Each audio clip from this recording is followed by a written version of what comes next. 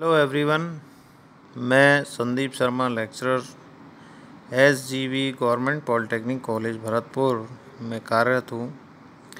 मैं आज आपको 106 अप्लाइड मैकेनिक्स के अंतर्गत फ्रिक्शन या घर्षण यूनिट में कोफिशिएंट ऑफ फ्रिक्शन या हिंदी में घर्षण गुणांक के बारे में इस वीडियो के माध्यम से बता रहा हूँ। तो पिछले वीडियोज़ में हमने घर्षण के बारे में पढ़ा है, तो अब हम घर्षण गुणांक देखेंगे। तो इसमें देखिए परिभाषा क्या है इसकी।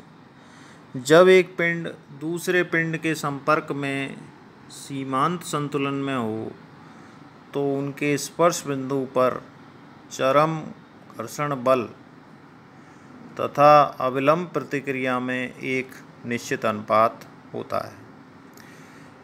इस निश्चित अनुपात को पिंडों का घर्षण गुणांक कहा जाता है। तो घर्षण गुणांक को हम म्यू से व्यक्त करते हैं। तो इसमें हम देखेंगे कि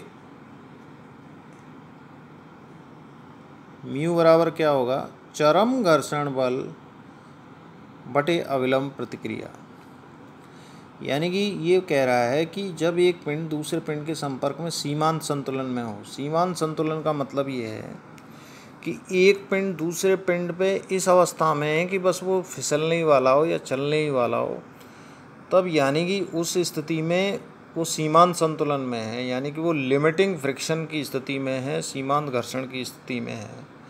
तो उनके स्पर्श बिंदु पर चरम घर्षण बल, सीधी सी बात है कि ऐसी केस में चरम घर्षण बल ही लगेगा। तो उनके स्पर्श बिंदु पर चरम घर्षण बल तथा अविलंब प्रतिक्रिया में एक निश्चित अनुपात होता है। इस अनुपात को ही हम घर्षण गुणांक कहते हैं। तो यानी कि चरम घर्षण बल बटे अविलंब प्रतिक्रिया, ये क्या कहलाता है, घर्षण गुणांक। इसको म्यू से व्यक्त करते हैं। तो इसमें हमने देखा था कि चरम घर्षण बल क्या होता है। चरम घर्षण बल F है और अविलंब प्रतिक्रिया है R। तो हम इनका अनुपात निकाल सकते हैं। म्यू बराबर हो जाएगा F बटे R। परंतु हमने एक इक्वेशन में अभी देखा था पिछले ही वीडियोज़ में कि tan लैम्ब्डा या घर्षण कोण का tan भी बराबर होता है F बटे R के। तो हम ये लिख सकते हैं कि F बटे R बराबर है tan लैम्ब्डा के इज इक्वल टू म्यू, यानी कि वो म्यू के बराबर है। तो यहाँ हम निकाल सकते हैं कि tan लैम्ब्डा बराबर हो जाएगा म्यू के और लैम्ब्डा बराबर हो जाएगा tan इनवर्स म्यू के। ये देखा आपने इस इक्वेशन नंबर 1 से, क्योंकि ये लैम्ब्डा बराबर tan इनवर्स म्यू हो जाएगा, इधर ले लेंगे हम tan को। तो और F बराबर क्या निकलेगा, इसी इक्वेशन से देखें आप, इस R का इससे मल्टीप्लाई कर दीजिए तो F बराबर म्यू R, ये दूसरी इक्वेशन आ गई। तो यानी कि हमने म्यू के दो समीकरण निकाले, जो कि एक तो समीकरण लैम्ब्डा से संबंधित है। तो म्यू बराबर है tan लैम्ब्डा और F बराबर है म्यू R। यहाँ पर F चरम घर्षण बल है एवं R अविलंब प्रतिक्रिया है।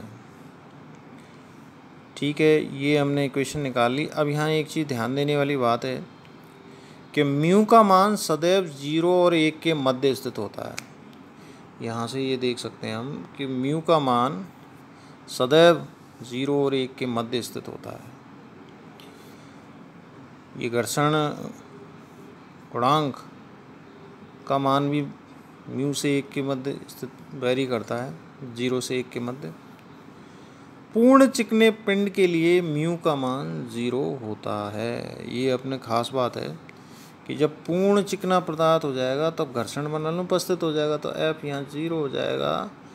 तो आपको म्यू का मान 0 प्राप्त होगा। तो इस प्रकार आपने देखा कि हमने घर्षण गुणांक के बारे में इस वीडियो लेक्चर के माध्यम से अध्ययन किया।